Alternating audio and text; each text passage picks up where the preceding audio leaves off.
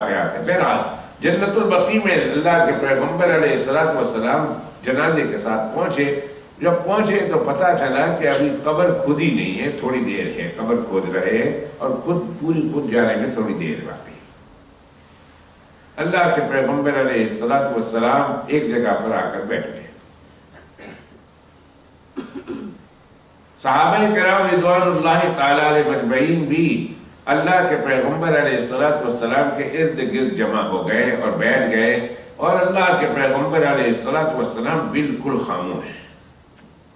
ہاتھ میں ایک چھوٹی سی لکڑی ہے، کوئی غم ہے، کوئی فکر ہے، کوئی سوچ ہے، کسی چیز میں فکر میں ڈوبے ہوئے ہیں، اور اللہ کے پیغمبر علیہ السلام نے گردن جھکائی ہے، سوچ رہے ہیں. اور سوچ کے عالم میں جیسے ہم لوگ لکڑی سے زمین کھود رہے ہوتے ہیں، کورید رہے ہوتے ہیں، اللہ کے پیغمبر علیہ السلام اس لکڑی سے زمین کو کورید رہے ہیں، خاموش ہیں، گردن جھکائی ہوئی ہے، کسی سوچ میں مبتلا ہے.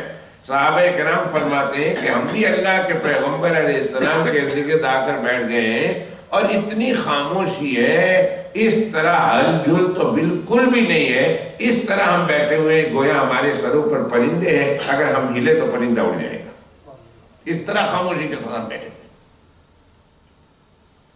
اور اللہ کے پیغمبر علیہ السلام گردن جھکائے، کسی سوچ میں مگن، کسی فکر میں مگن، کسی کے خیال میں مگن، اور ہاتھ میں لکڑی اور ہاتھ زمین میں جو ہے مٹی میں مار رہے ہیں اور سوچ رہے ہیں. ایک لفظ اللہ کے پیغمبر علیہ السلام نہیں بول رہے ہیں، اور ایک آواز صحابہ کرام کی نہیں نکل رہی.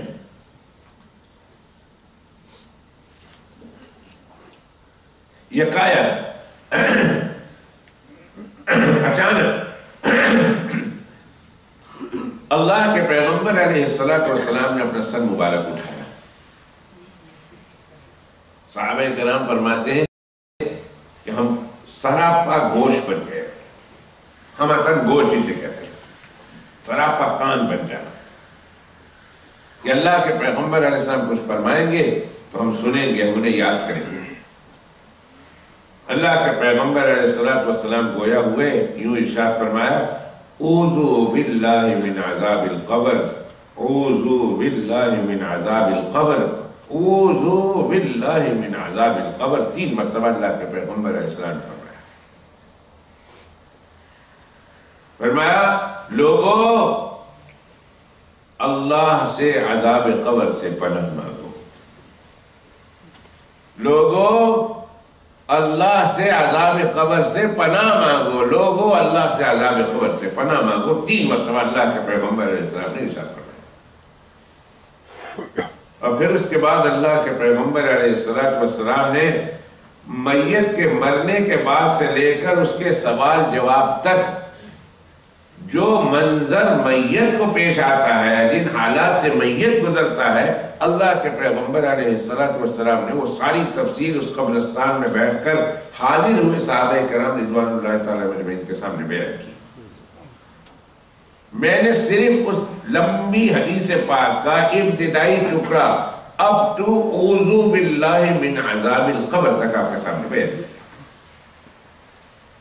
اس میں چند چیزیں ہیں، چند فائدے ہیں، وہ فائدے میں آپ کے ساتھ بیان کر لیتا ہوں، اور اعوذ باللہ من عذاب القبر سے پھر آگے چلتا ہوں. ایک مسئلہ یہ معلوم ہوا کہ جب ہم قبرستان جائیں تو قبرستان میں بالکل خاموشی اختیار کریں. کسی ایک فرد واحد کو بھی اس بات کی اجازت نہیں ہے کہ قبرستان پہنچنے کے بعد پھر کسی دوسرے سے بات کرے.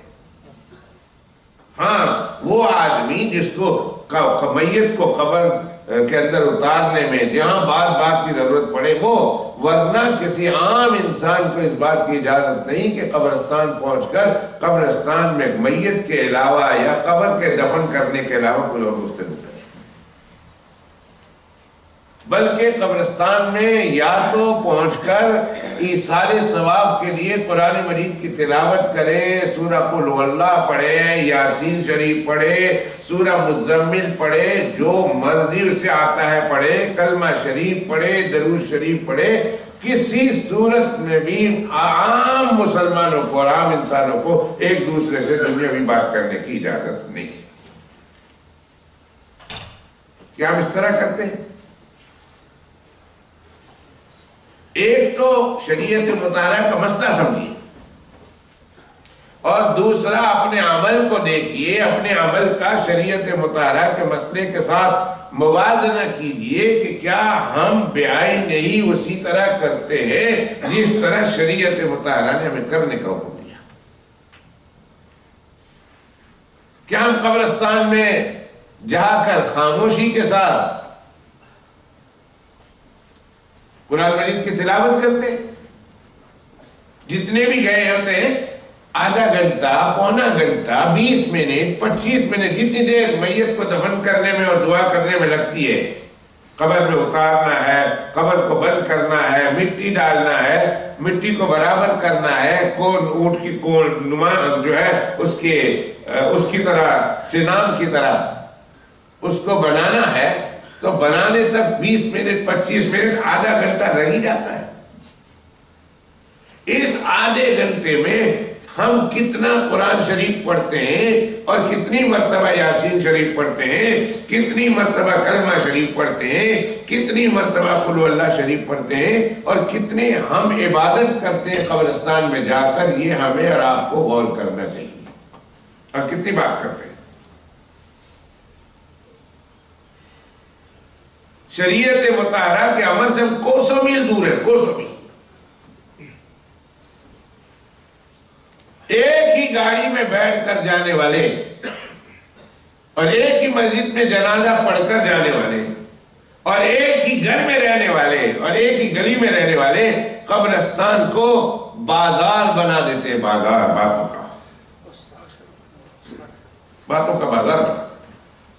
کوئی ادھر ایک ٹولی لے کر کھڑا ہے وہاں بات کر رہا، کوئی ایک ٹولی ادھر لے کر کھڑا ہے وہاں بات کر رہا، کوئی ایک ٹولی وہاں لے کر کھڑا ہے وہاں بات کر رہا، کوئی وہاں، کوئی فون پر بات کر رہا، کوئی ہنسی خوشی کی بات کر رہا، دانت کھل کھلا کر ہنس رہا، دانت دکھا رہا. ارے بھائی